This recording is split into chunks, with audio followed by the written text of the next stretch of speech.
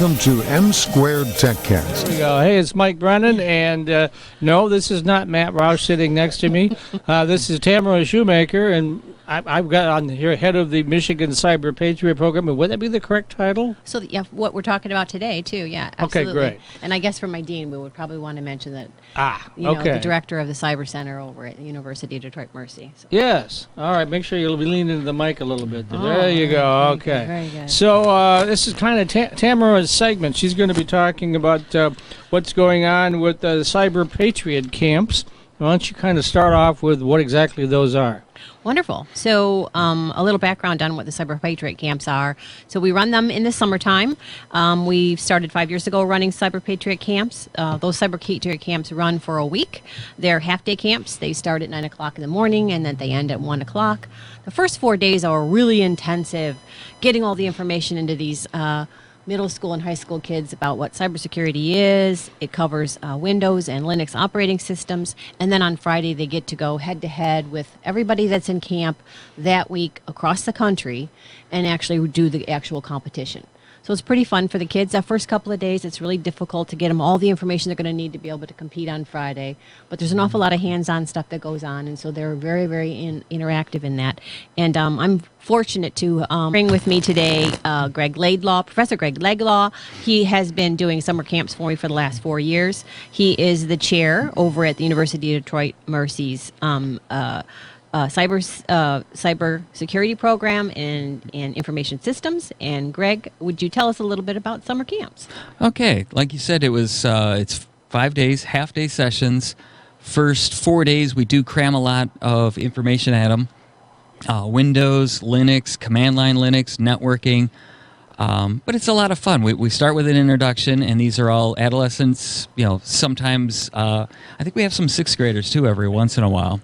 Every once in a while we have a little brother or a little sister. Yes, and it's always, it's intense, but it's a lot of fun. The kids have a good time, and I think most of them really live for the competition on Friday, where I'm always surprised, and that's always something that amazes me, is some of the students who look like they've been sleeping all week, not paying attention at all of a sudden there's a competition, and it's on, They either, you can tell that some of them picked up a lot of stuff from what we were telling them, and the Air Force Association material is absolutely fantastic as far as what they're teaching these students and how much and how fast they can do it. So I'm going to break the equipment here at some point, but it's always a good time. It's, fourth year, did I say? Yeah.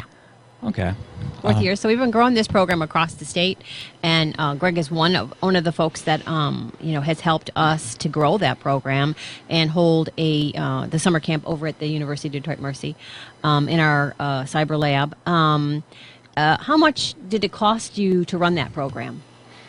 About nothing. Yeah. I mean, we had the existing PCs, so realistically, you need one PC per two students. Ideal if you had one for each student, but they don't even have to be relatively new. Probably work on 5 or 6 year old equipment. Again, the Air Force Association is very nice in the way that they've structured it and set it up on VMware, or so that you don't need a really high intensive environment to run it.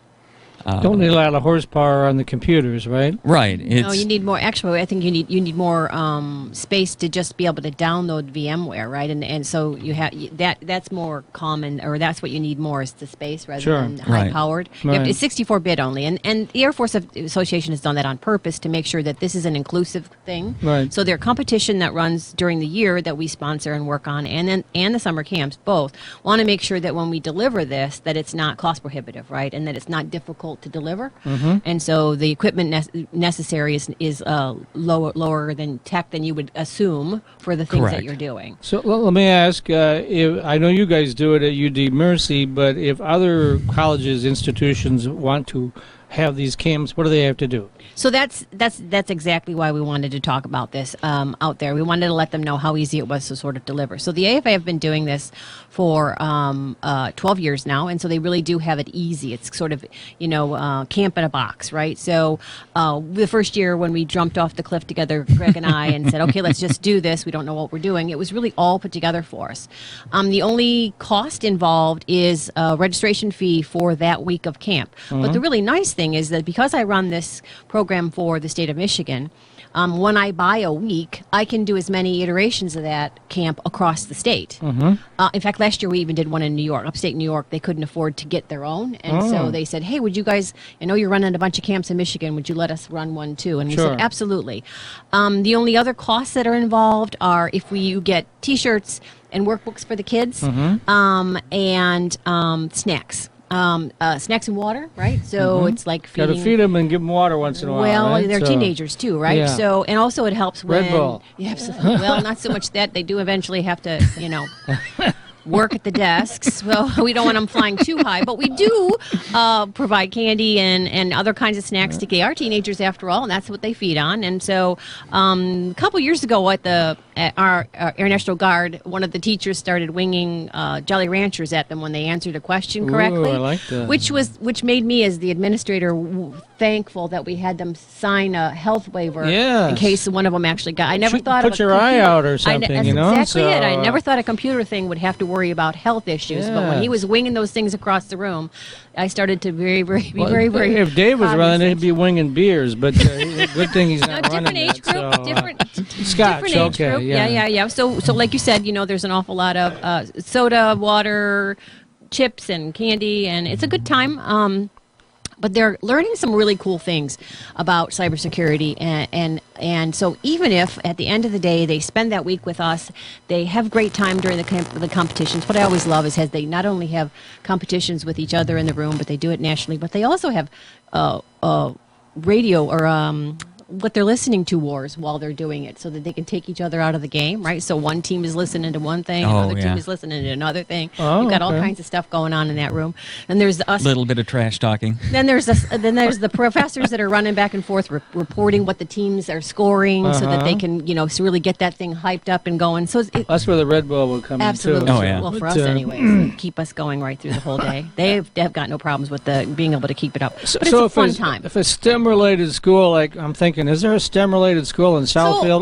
Lawrence Tech. Could they host something absolutely, like this? And that's one of the things that I wanted to put out there, is that we're looking for more venues, because I still have a little bit of funding left to be able to do the registration fees, and then I can host as many locations as I want to across Michigan, and that's what we did last year. We had 8 locations across Michigan. The year before we only had 4. The year before that we only had 2. But the word's getting out, and more places our people are getting involved. We can even have industry. You had in November you had Chris Sorensen, a good friend of ours, also an adjunct for our school. He works at GE Digital, and he had a whole one at GE on their campus. Okay. So that was really nice. I know that DTE is also considering having one this summer in Detroit, in their Detroit office. So we want to put the word out that everybody is welcome. If you have a venue and you want to be able to do this, reach out to us and contact us at MICyberPatriot.com. You can find out all about the summer camps and the weeks that we're doing it. Right now, we're scheduled to do July 20th through the 27th and August 3rd through the 7th. And both of those times, we can do both beginning and advanced camps. So advanced camps are for folks that are already in Cyber Patriot and want to bring up their game, and then the beginner ones are to bring new people into the game. And also, I think it's something that's, for your program, it was a good thing to have these kids. The nice part is they get to see all of us, right? Sure. And work with all these different people from industry, and see the pathways. And we start to talk about those pathways. We start to talk about their careers. So we don't just stick to the script on the AFA stuff, but we also share. Well, that's part of what we're trying to do anyway, which is to get young adolescents, young people, people who aren't quite sure what they're doing with their life, to see, what's all involved, that it's not, 40 hours, 50 hours, 60 hours in the basement, coding, doing heavy-duty math. There's a whole spectrum in cybersecurity, and they can start where they want. In fact, that was appealing to me when I started in programming in cybersecurity, is I don't want to talk to people. I just want to be hiding in the basement 40 hours a week. And a true programmer. yeah, and so, I did find that there was other things beyond that, and I migrated a little bit. Yeah. Okay. And we want that message to get out that this Yeah. is a really wide field and there's an awful lot of opportunity. We have And even about if a they- minute left, so why don't you once more give all that contact information for if anybody out there wants to host one of these or reach you or whatever. Absolutely. So you can get a hold of us at it's MI Cyber Patriot, all one word, .com. That's our website. We'll always have all the updates up there. We have our the 2 dates that we're picking for summer ones is July 20th through the 27th and August 3rd through the 7th. But remember, we can have as many spots as we want. Sure. All we need is, you guys to get a hold of us, and we'll start working on, arranging a venue for you. We also have a spring event coming up to congratulate the 900 kids that are currently playing Cyber Patriot. In fact, this Wow. weekend is the semifinals. This weekend, across the Yes. nation, all the semifinals are going head-to-head to find out who goes to national champions. that And sounds so it's a great. pretty exciting weekend. We're looking forward to all of that. But you can always hit that website and get all the updates on what's going on in Michigan and Cyber Patriot. Okay, so that's Tamara Shoemaker, who is the head of the Michigan Cyber Patriot program, and Detroit Mercy's Cybersecurity Chair, Dr. Gregory Laidlaw. Traditional And- four-year students love Lawrence Technological University's thriving campus life. But LTU has always met non-traditional students' needs too. Lawrence Tech offers over 100 degree and certificate programs that can get adult students started or back on track. And most of our classes are conveniently offered evenings at our beautiful Southfield campus or online, so you can balance your social, family, and work life even while you power up your career. Lawrence Tech, where Blue Devils dare.